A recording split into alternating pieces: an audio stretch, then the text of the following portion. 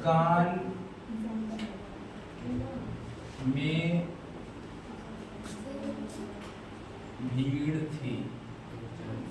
दुकान में भीड़ थी। अभी देखो यहाँ पे इनके यूज के लिए बता रहे हैं। दुकान में भीड़ थी ना, दुकान में भीड़ थी। तो यहाँ पे दुकान में भीड़ थी यानी ये तुम्हारा क्या यूज करोगे? इन यूज करोगे, क्राउड। हाँ, अरे डियर वाज क्राउड, यहाँ सब्जेक्ट नहीं है ना, तो हम क्या यूज करेंगे? डियर। अब क्राउड यानी भीड़ ना, और कहाँ? दुकान, इन शॉप।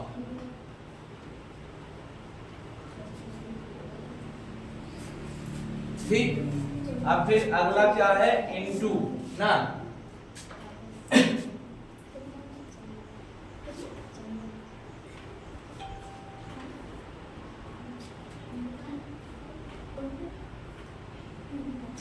इस भिन्न को दशमलव भिन्न में चेंज करो। दशमलव भिन्न में बदलो। तो क्या बनाओगे? देखो ओ की मात्रा लास्ट में होती है तो सबसे पहले वर्ब की फर्स्ट फॉर्म ही लिखते हैं, और बदलना की अंग्रेजी क्या हो जाती है? चेंज। किसमें बदलना है? में, यानी क्या? इनटू। अब बदलाव के लिए मैंने बताया था ना, इनटू का यूज करना है। ठीक है, into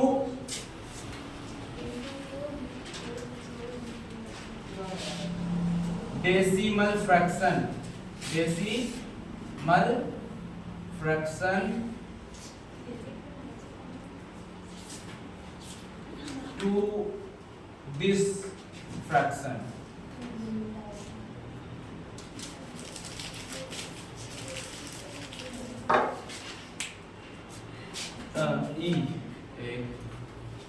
change into decimal fraction ना, यानी डेसिमल फ्रैक्शन में बदलो। क्या बदलना है? टू दिस फ्रैक्शन, इस फ्रैक्शन को। अब देखो अगला क्या है? ऐड।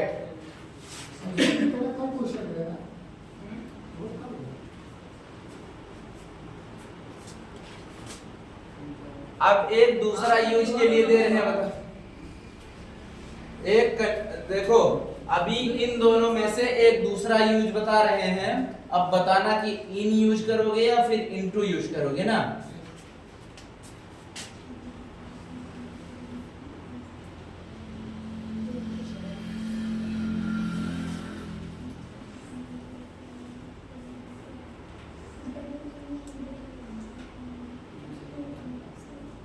मैं गुफा में भागा। मैं गुफा में भागा।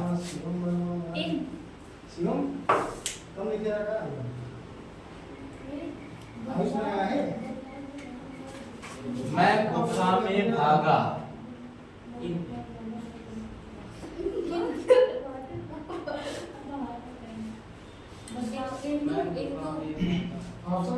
बताओ क्या होगा भैया? पीछे भी बताओ। हाँ सुन इन इधर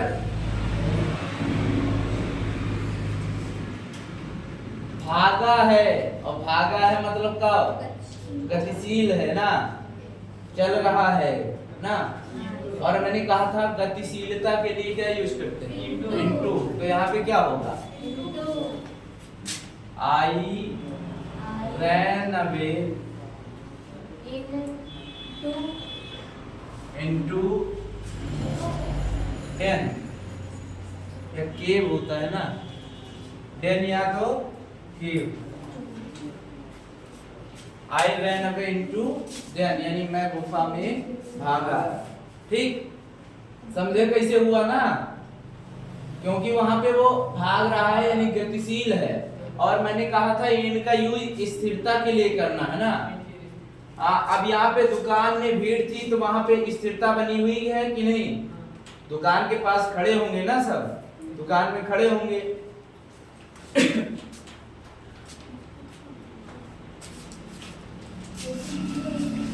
अब अगला एट पर आते हैं।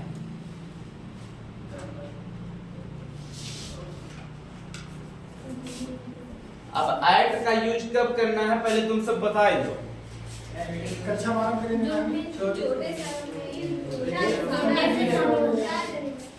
छोटे शहरों के सामने और हाँ जहाँ पे में अर्थ हो लेकिन उसमें घुसा ना जा सके ना, ऐसी स्थिति में तुमको क्या करना है? एट का यूज करना है। जैसे कि शामिल होना या जुड़ना ना। एग्जाम्पल के तौर पर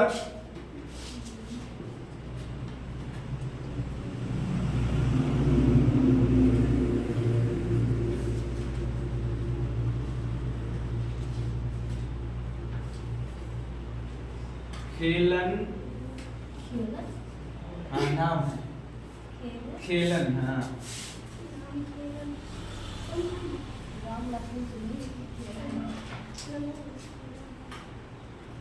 खेलन खेत में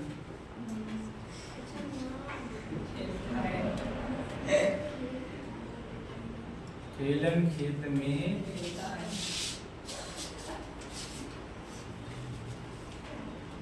खेलता है, लिखता है खेत में खेलता है।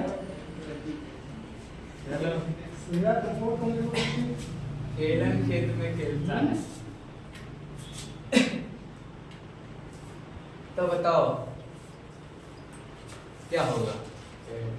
खेलन खेत में खेलता है।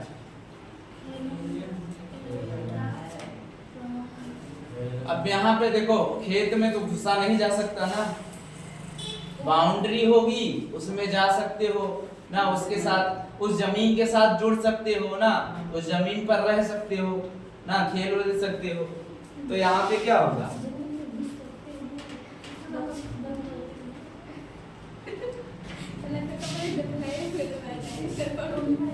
खेलन सब्जेक्ट हो गया। अब खेलता है ऐसे यस फॉर्म बनते हैं ना। खेलन प्लेज एट फील्ड।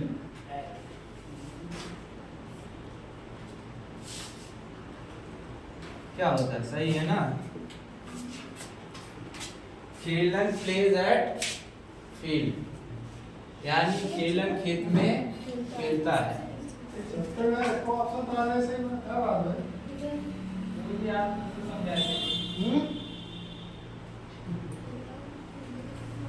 अब अगला क्या है? इनसाइड। अब मैंने बताया था किसी चीज के अंदर की बात की जाए, पूरी तरह से अंदर हो वो ना। बक्से में एक बॉल था, बक्से में एक बॉल था या एक गेंद था ना, गेंद थी। बक्से में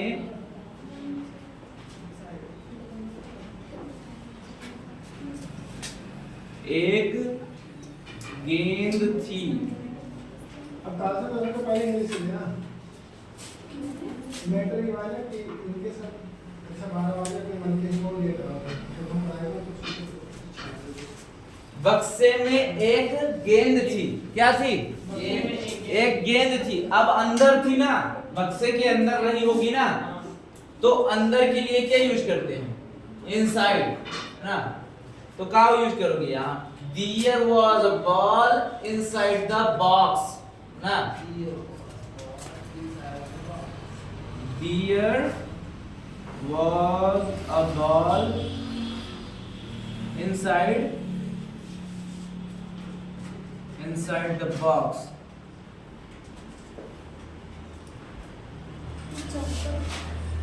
का चमकत है? आप दिखाते हैं?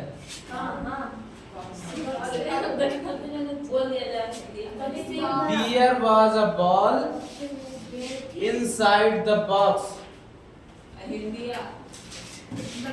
बक्से में एक गेंद थी। ये इनसाइड के लिए हो गया ना। अब किसकी बात की जा रही है? विद इन के भीतर। अब मैंने कहा था वो अंदर तो नहीं होगा, लेकिन हम कहेंगे ना, जैसे कि किताब में कहा तो अंदर तो नहीं है ना। अब वहां कहें उस सवाल में कुछ कमी थी, क्या कहें? उस सवाल में कुछ कमी थी, तो वहां पे सवाल के अंदर घुसा जा सकता है? नहीं जा सकता ना। तो वहां पे क्या है? उसके अंदर है, लेकिन उस सवाल में है कुछ ना। तो वहां पे क्या करना है? ये विदिन करना है। तो लिखो, ये लिखो, उस सवाल में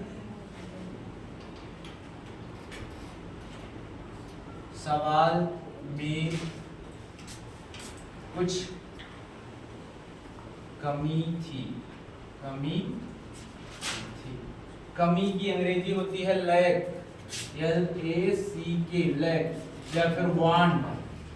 तो इसी तरह से बनाओगे। देखो यहां भी आया क्या? सब्जेक्ट नहीं है, कुछ नहीं मिल रहा। देखो इसी सेंटेंस की तरह है ना, तो क्या यूज करोगे? डियर ना, डियर was a lake, आ नहीं करेंगे, कुछ है ना, some lake,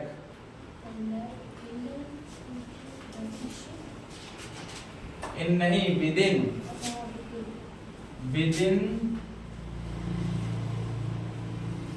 the question,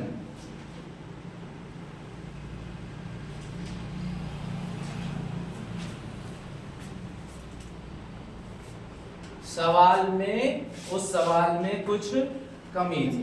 ठीक, अब मेरे ख्याल से इन, इनटू, एट, इनसाइड, विदिन, ये पूरा कंफर्म हो गया होगा ना। बस याद होना चाहिए। अब याद नहीं है तो फिर भुलाओगे ना। अर्थ ध्यान रखो, उसी हिसाब से तुमको लिखना है ना। चलो फिर मिटाई दो।